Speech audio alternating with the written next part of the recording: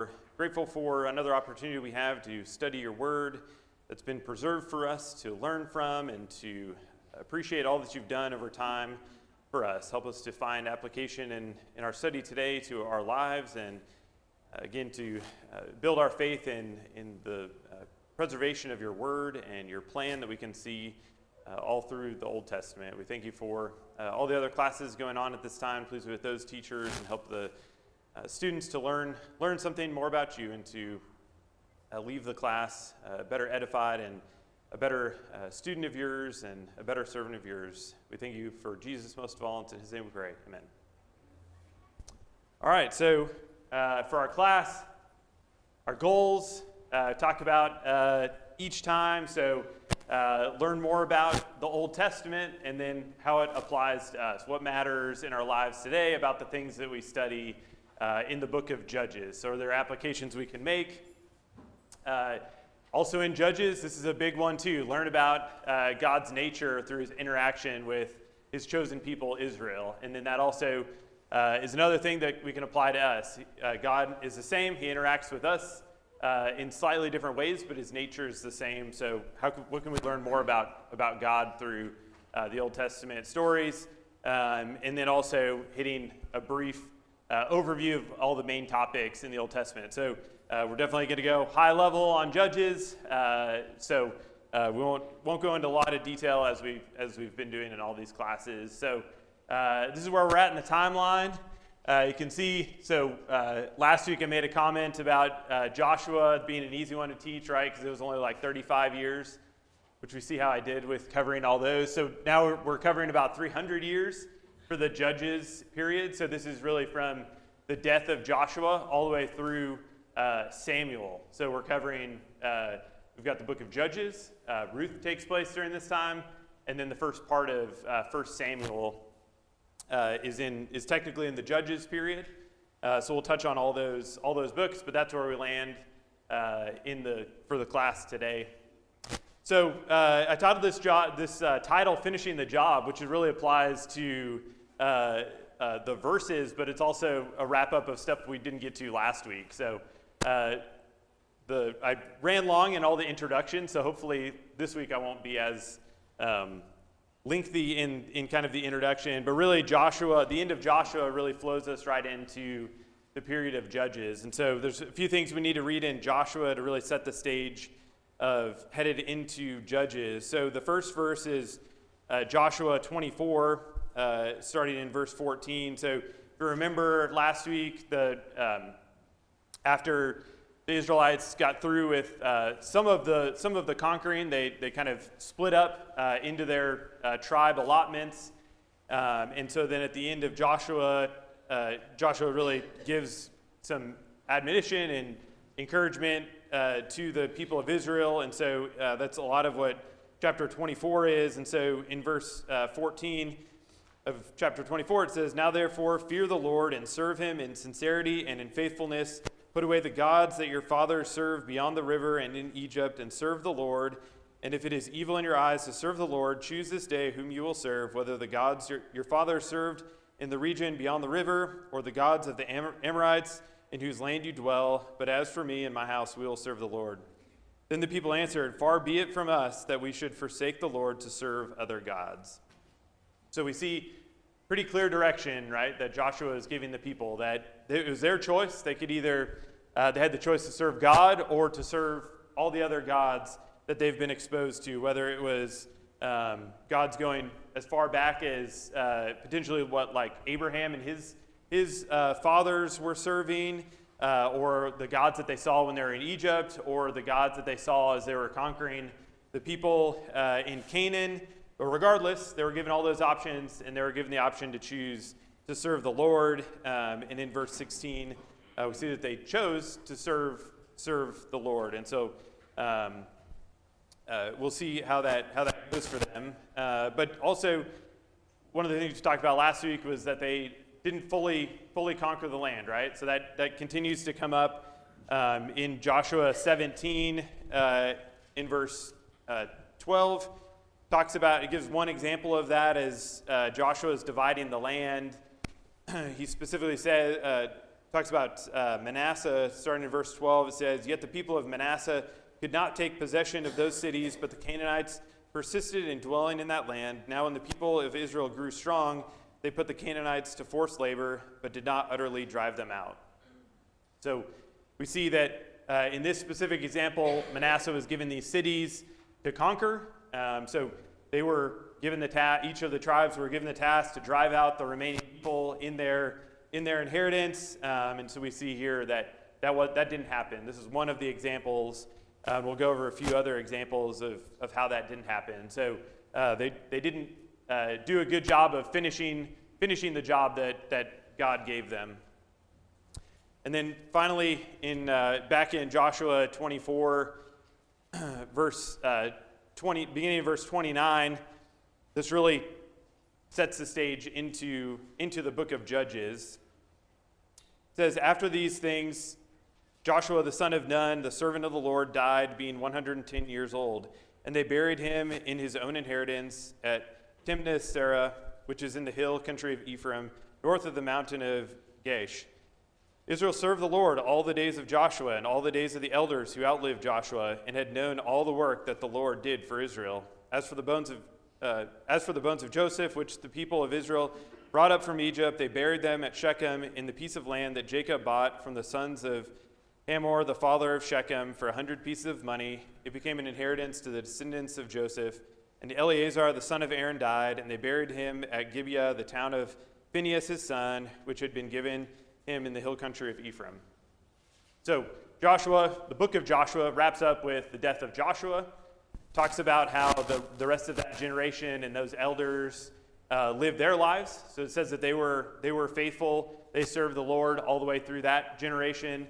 Talks about how Eleazar, the son of Aaron, died. So all these people that had that firsthand experience of the wilderness, even a lot of the people that were instrumental in conquering, they were faithful up until they died, and then that's when we start to see a pivot from those people. Kevin, did you have a comment? I had a couple comments. I'm not sure I remember all of them. When you look at the book of Judges,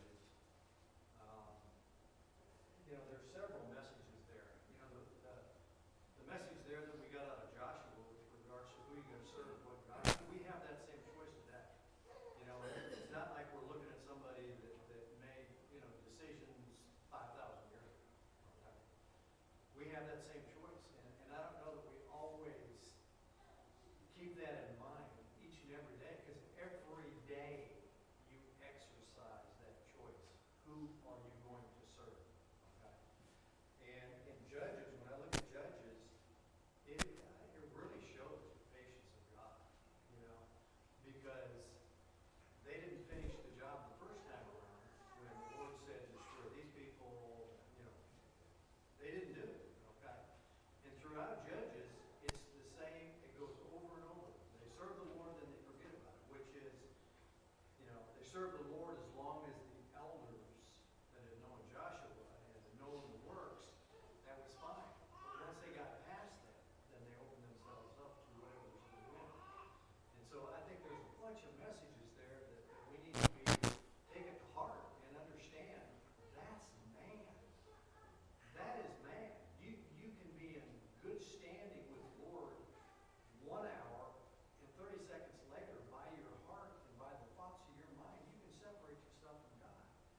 And we just need to be aware of that, because it's there.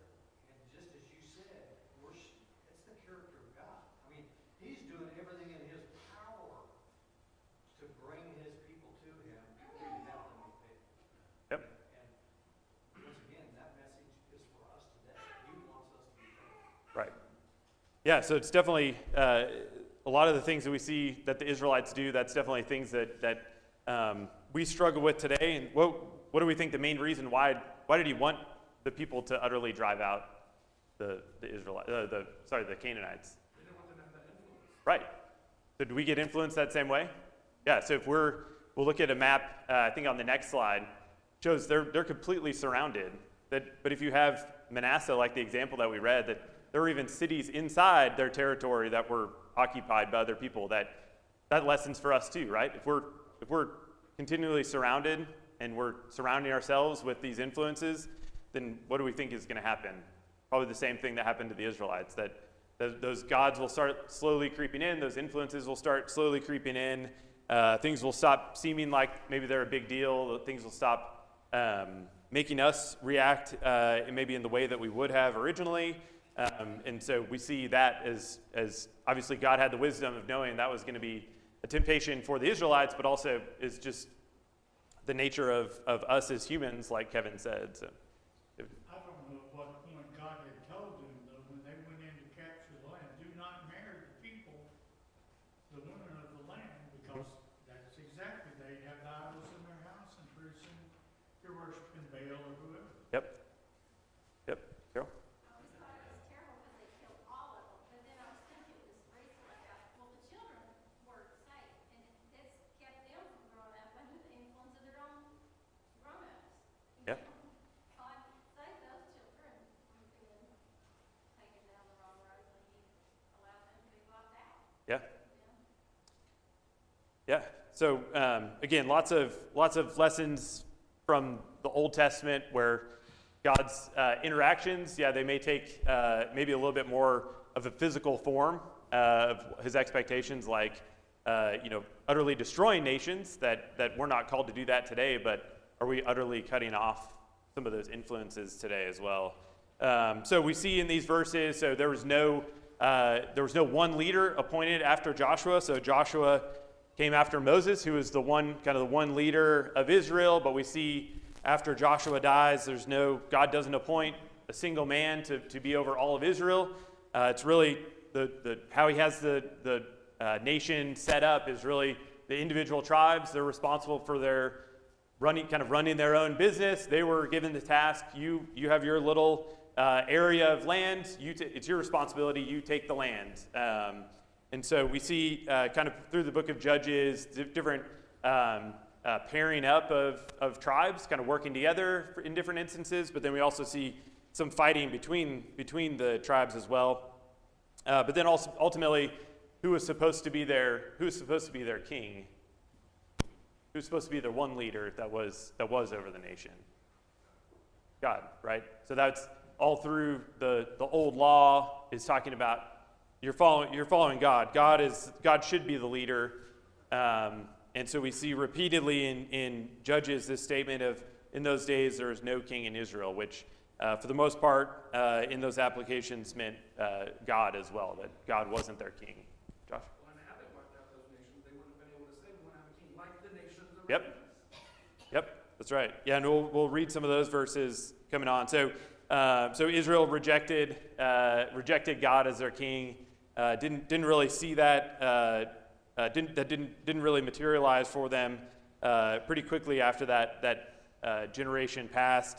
And then, like David mentioned last week, of passing on those things to the future generation. So that was something that they really failed in, and really just failed to keep up the energy that they had coming out of the conquest. So they got comfortable. They got a good land. A lot of the cities were already established. We read that they didn't even have to build cities. They didn't have to build homes. They just kind of took it over. They really lost a lot of that energy. So the map here on the left is one that we talked about last week. So generally the green area and that like darker gray is the area that was promised in Numbers 34 as the total promised land, but then that red line is the area that at the end of Joshua, at the end of the conquest, that's really the only land that they have actually conquered. And so the map on the right shows all of the other nations that were in the area and kind of how we think they were kind of split up. So we see mentions of almost all of these nations that are on the map.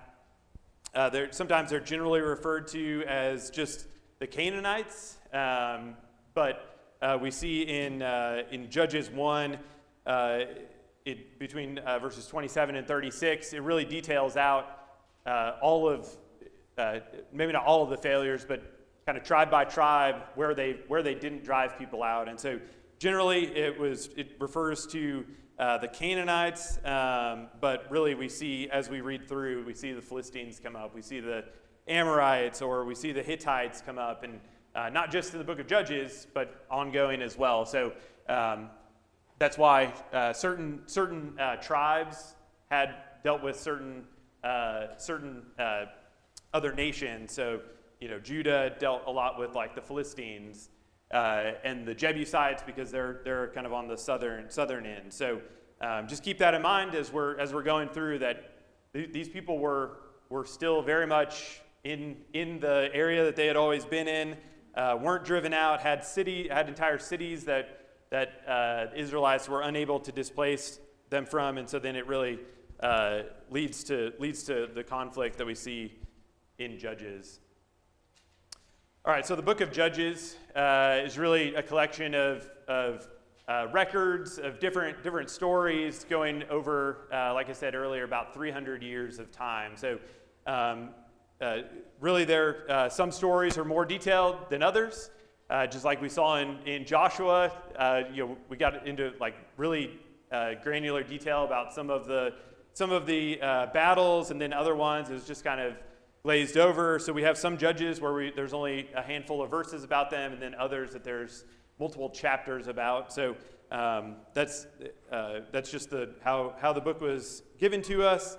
But the book of Judges has lots of memorable stories, right? That we went around. We can probably most of us can probably say a couple of the memorable stories that we've studied, kind of growing up in the book of Judges, which is interesting because when you read through, Judges is kind of a discouraging book, right? It's like just continually being disappointed, but then we do have all these stories in here of the Judges that we study a lot and know well. So we have Gideon and his 300 men. We have all the stories of Samson and his strength. We have the story of Ehud, which is that story of him putting the sword all the way into the fat king's stomach, and it kind of like swallows around the sword. Shamgar killing 600 people, 600 Philistines with an ox goad. So a lot of these stories that are really memorable to us, and that each have some lessons in there, but for the most part they're pretty memorable. But we don't have time to go through story by story in this class, obviously.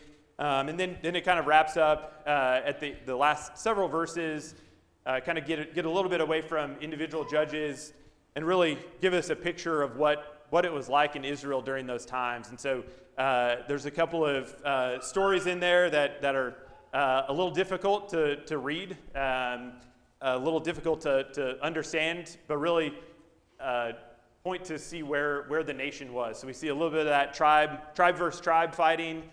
We see just some terrible things that were going on in Israel, which I think, again, shows kind of where the Israelites were at the time. So we do get a summary, really, of the book of Judges and just this whole time period in Judges chapter 2, which gives us a good idea. Again, looking at high-level main topics through the Old Testament, Judges 2 gives us a really good example of that and what kind of goes on throughout the entire book. So starting in verse 11, it says, "And the people of Israel did what was evil in the sight of the Lord and served the Baals, and they abandoned the Lord, the God of their fathers, who had brought them out of the land of Egypt. They went after other gods from among the gods of the peoples who were around them and bowed down to them, and they provoked the Lord to anger. They abandoned the Lord and served the Baals and the Ashtaroth. So the anger of the Lord was kindled against Israel, and he gave them over to plunderers who plundered them, and he sold them into the hand of their surrounding enemies so that they could no longer withstand their enemies. Whenever they marched out, the hand of the Lord was against them for harm, as the Lord had warned, and as the Lord had sworn to them, and they were in terrible distress. Then the Lord raised up judges who saved them out of the hand of those who plundered them. Yet they did not listen to their judges, for they whored after other gods and bowed down to them. They soon turned aside from the way in which their fathers had walked, who had obeyed the commandments of the Lord, and they did not do so. Whenever the Lord raised up judges for them, the Lord was with the judge, and he saved them from the hand of their enemies all the days of the judge. For the Lord was moved to pity by their groaning because of those who afflicted and oppressed them. But whenever the judge died, they turned back and were more corrupt than their fathers, going after other gods, serving them and bowing down to them. They did not drop any of their practices or their stubborn ways. So the anger of the Lord was kindled against Israel, and he said, because this people have transgressed my covenant that I commanded their fathers and have not obeyed my voice, I will no longer drive out before them any of the nations that Joshua left when he died, in order to test Israel by them, whether they will take care to walk in the way of the Lord as their fathers did or not. So the Lord left those nations, not driving them out quickly, and he did not give them into the hand of Joshua. So as I said, this really, you want to know what Joshua is about? Read that. Judges. That's a 12-verse summary that pretty well capsulizes this time period that we're talking about. So like Kevin said, and those of us that have studied Judges are familiar with the cycle that was just laid out there in those verses. So we see that they go from serving God into sin. For the most part, the sin that's continually mentioned is idolatry. So we had mentioned that influence. So that was a heavy influence. For whatever reason, that was very, very tempting to the Israelites, whether it was, like David mentioned, the intermarrying or what it was, but this was the thing that they continually, as a nation, fell into. And then it says in those verses that God gave them over, so they had a period of servitude, is one way to describe it. So they were ruled by some of these other nations, or they were enslaved by these nations. So in different stories that we read about through Judges, we read about different nations ruling over them, and so that depends on where kind of the judge was, or where the area was on that map, who was ruling over them. But they have that period of servitude, which could go on for many years, and then they finally come to their senses in some way and kind of get to the point where that it gets so bad for the Israelites that they have a period of sorrow where they reach back out to God, repent, to a point where God sends a judge to them to give them salvation, to get out from underneath those other nations. And then it said in those verses that God blessed the judge the rest of his life, and for the most part, they followed. They kind of stayed the course as long as that judge lived. But the thing to note is that these judges were very regionally based. So this is kind of a map of the same area we've been talking about. So the green is kind of that red outline that we saw in that last map. But we can see how the judges were kind of spread all around. So we see judges from just about every area there were judges that were kind of pushing back on all those different nations.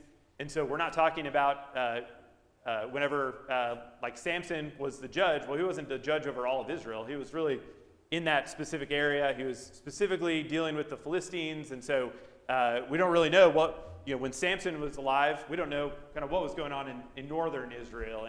And so that goes back to kind of how God had set up the tribes and ruling and kind of really the role of those judges. So it was a little bit more regionally based. So it could be that the nation of Israel, depending on the tribes, were in different areas of that cycle. And God sent judges to specific areas because of the specific need at the time for a specific tribe. And so it also, this map shows there wasn't really any shining tribe in any of this. That there was a judge that was needed pretty much in the entire area. So we're not really given any kind of success stories out of this. That in the tribe of Judah, never needed a judge. They were all good, faithful the whole time. And so this kind of shows, there's ones on the east side of the Jordan, ones on the west, some on the south, some in the north, in the middle. So all over the nation needed judges. Yeah, Josh. There are times in Scripture where it talks about the judges traveling, and people traveling to see them too. So yeah. They might have been from a certain area. They might have traveled out a little bit and kind of branched out. Yeah. Well, yeah, and Deborah and Barak, they go together, right? And so we can see from this map that Deborah, who is a prophetess, was down kind of in central or southern, and Barak was actually up north, so yeah, that's an example of them kind of traveling around as well. Okay, so that's kind of the book of Judges in summary. Like I said, we don't have that time, but to go into individual stories. But that chapter 2 summary really gives us an idea of what do we see in the book of Judges. So I mentioned that Ruth falls under this time period as well. So we know that Ruth took place before the time of the United Kingdom and after the time of the conquest. And so what do we know about Ruth? Yep. My first one. Good job, Carol. Yeah, so she wasn't even of the nation of Israel, right? What else do we remember about Ruth? She was the daughter-in-law of Naomi. Yeah. And they were both widowed. Yeah. And so what was her relationship? How would you describe her relationship with Naomi? Yeah. So she was extremely faithful to her family, right? And that was her family, in this case, was her mother-in-law, right? So see, after their husbands died and they were living in Moab, and Naomi wanted to go back to the Israelites, that Ruth went with her. What about anything else we think about when we think of Ruth? How she said that your people are my people, you're not. Yeah. Hey, you guys are going right in order here. Yeah, so we see this. So she's a Moabite, but we see a willingness of her to obey God. That she appeared to have faith in God, whether that was maybe the opposite of like what David said, that maybe the intermarrying in this instance helped. It turned her to God and His laws. But really through the story with her and Boaz, that Naomi was kind of instructing her of, no, this is like the process that you have to follow, right? And Ruth didn't try to go against that process that she followed. Naomi told her, this is what you have to do. God's obviously providence in it of being in the field, and kind of that relationship with Boaz, but also for that relationship to work, they had to follow the process that God laid out in the old law. And Ruth was willing to do that, followed the directions that Naomi gave. That was God's commands in the old law. And then the other major thing about Ruth is that she's David's great-grandmother. And so how does that tie into the rest of the story that we've been trying to link through? Yep. Yeah, so we ended class last week we've checked off two of the promises to Abraham. So the end of Joshua, they have land, and they're a nation. And so those were two of the promises. And then the third one that we said that we would kind of be tracking through that thread is the seed promise, that all the nations will be blessed. So that's coming through David's line. And so this is, Jesus is a relative of Ruth as well. And so we see another tie into that thread that we can trace through the Old Testament of those promises. I always think another fun fact about Ruth is that her other mother-in-law was Rahab. And Rahab was the same kind of background of not being an Israelite, but she saw what God was doing and she came to it. Yeah. So Boaz, his mother, I think, his mother was in a similar situation as his wife. Yeah. Yeah, and that reminds me of something I didn't point out about the judges, that God uses, just like He's used Rahab, He used Ruth, several of the judges, that He uses imperfect people in His plans, right? That's a lesson for us too, that's how God can influence people, how He can turn people, ultimately to use them for His plan. But yeah, that's in the line of Christ, there are those people, but then also reading through the Judges, there's some people that are definitely do some questionable things in Judges, that are judges, but ultimately several of the judges are also listed in Hebrews 11 even as being examples of faith to us. So when we read some of these stories, it can be difficult maybe to see that, but ultimately we see that they did have that faith to be mentioned. Kevin, did you have a comment? I was just going to say, I think it's a great example too. God always provides for those that are faithful.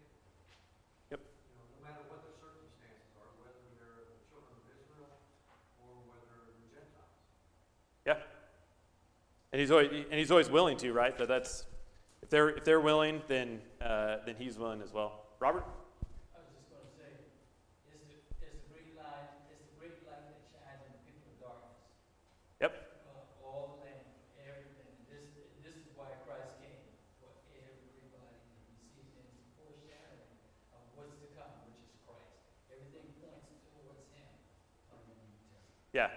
That's why, yeah, and that's a good reason to read Ruth whenever you read Judges. Like I said, Judges can be kind of painful to read because of the choices that are being made in there. But yeah, it's good to read Ruth after to see, was Boaz, it would seem like he was faithful. He knew the law. He knew the things that were being done or needed to be done. So we do see that through Judges. That can be difficult to pick out those people that are the good examples, but Ruth definitely has them in them as well. So yeah, it's a good reminder that there were, just as we'll see in the Kings, that there were people throughout that remained faithful. David? A lot of times we tend to put, I know when I was a younger, kid, I always put Ruth toward, because you've already read through Judges, and then you have Ruth. But Ruth was probably at the very, very beginning of the Judges, for the fact that, Rahab was the mother of Boaz. And so, when we think about Rahab, to me she is a very interesting person. How young was she when all of this happened in Jericho? And then, apparently she assimilated very quickly in with the Israelites. And then, so if she is the mother of Boaz, then there's, this has got to be early on in that period of time. So, and what you see in Judges is a continued progression of digression all the way through. I just finished reading Judges not long ago, and I told Beverly, I said, I'm glad that it's no longer than it is, because it gets weirder and weirder the further it goes. Yep. And the judges themselves are not always godly people. Right. They're pretty, they're very worldly type Yep. people. And again, and I've already heard it said, that God uses imperfect people in His plan, which should give us hope. Yeah, definitely. Yeah, so in a couple slides we'll emphasize a couple of the points that you made too about the people and what we can see in their cycle. Also mentioned the first about 7 or 8 chapters of 1 Samuel also fall within this time period. So Samuel was the last judge. We are given mention that most of the judges didn't judge over all of Israel. It does mention in a few places in 1 Samuel that Samuel did judge over all of Israel. So he had kind of garnered that respect. It mentions here in 1 Samuel 3, that verse I have up on the screen, that the whole nation of Israel knew that God spoke to Samuel. He was, to David's point, he was successful, at least for a time, turning the people back to God. A lot of the judges didn't have that focus. It was really physical based, kind of getting them out of that oppression. But he was successful in turning them. And then ultimately, he was replaced as leader of Israel by Saul. So we do see some overlap between Samuel and Saul. But Saul kind of supplanted him in that role of being a judge. A lesson about Samuel. Who was he kind of raised and taught by? You remember? Eli. So there's not a lot of good things. Eli is another character that he was. He's kind of maybe a sleep at the wheel type of priest. Terrible sons. Did just really not a lot of good. But we see how Samuel turned out, which was probably God's intervention. We see God's intervention in Samuel's life early on, but I do think interesting to see how Samuel turned out, even though Eli was kind of his mentor, which wouldn't have been the best mentor. And then he also, Samuel remained faithful, as we'll kind of see through next week's study with the United Kingdom, despite kind of his change in roles. So sometimes not everybody handles that well, right? He went from being judge over all of Israel to being replaced by Saul as the king, but we see that he remained faithful to God. He didn't hold any sort of like grudge or anything. He remained faithful. All right, so David kind of introduced this graphic that I have up on the screen. So a lot of times I think whenever we talk about this cycle of sin that is in Judges, we kind of trace through. We see kind of it graphically as a circle, right? That it's, the faithful, sin, servitude, repentance, salvation, back to where they started. But what do you guys notice about the line here? Yeah, it's not just poorly drawn. It's downward progression. And so like David was saying that really the maybe that amplitude, so the height of those don't really change. They're kind of going back, but each time it's just a little bit further from where they were at. And so put a couple of verses up there. We don't have a lot of time to read the verses, but the top, really the peak is that where we started reading today in Joshua 24, where we have the people saying, yeah, we're going to follow the Lord. We see that first generation did it. That they did follow the Lord. Maybe they didn't conquer all the people like they were supposed to, but really they were following the Lord. They were choosing to follow God and not the nations around them. And then all the way down to 1 Samuel, right at the end of Samuel as a judge, right at the end of this time period. These verses in Samuel 8 are about the people coming to Samuel saying, we want to be like the other nations. Give us a king. We want a king to serve. We want a king to go conquer these nations for us, which are the things that God told them that he would do as their king, that he would go out before him. He would conquer nations for them. And really seeing that's kind of where they ended up throughout this entire time period.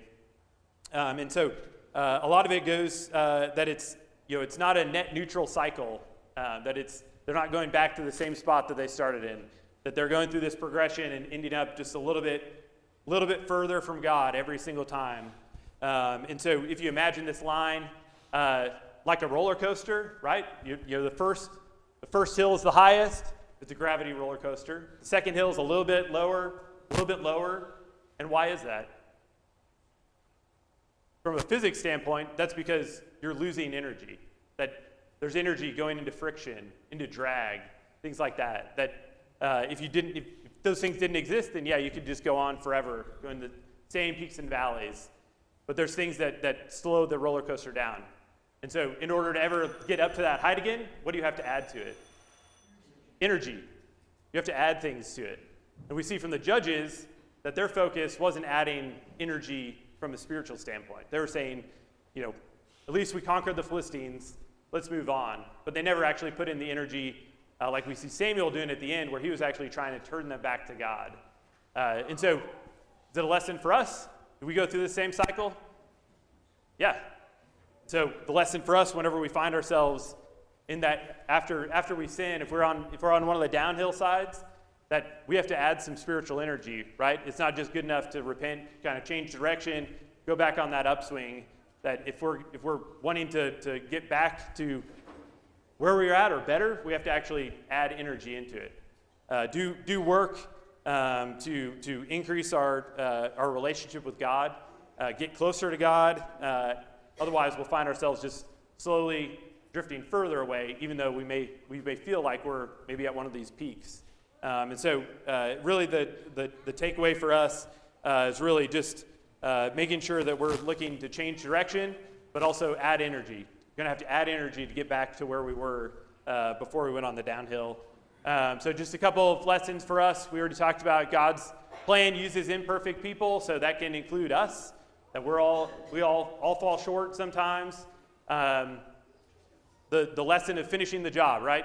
Follow God's commands and instructions all the way to the end. So we see what happened to the people of Israel, that they didn't conquer a lot of people, didn't conquer everybody, so they didn't accomplish it all the way to the end.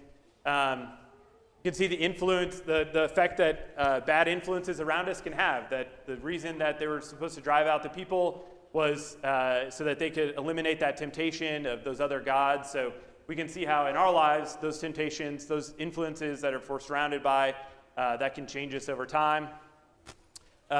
We saw that we have the option to obey God as our king, right? That we don't need a physical king here. We have a king in God. He wants to be our king. He wants to help us in our lives, and it's our choice, just like it was the Israelites' choice to obey him as our king. And then building spiritual momentum takes effort, right? That in order to keep close to God, we have to be putting in energy, continuing to put in energy, that energy goes away over time, and so continuing trying to build that spiritual momentum, and ultimately it takes work. We got to put it in. So with that, it's the end of our class. So thanks for all the comments today, and we'll get into the United Kingdom next week. Thanks.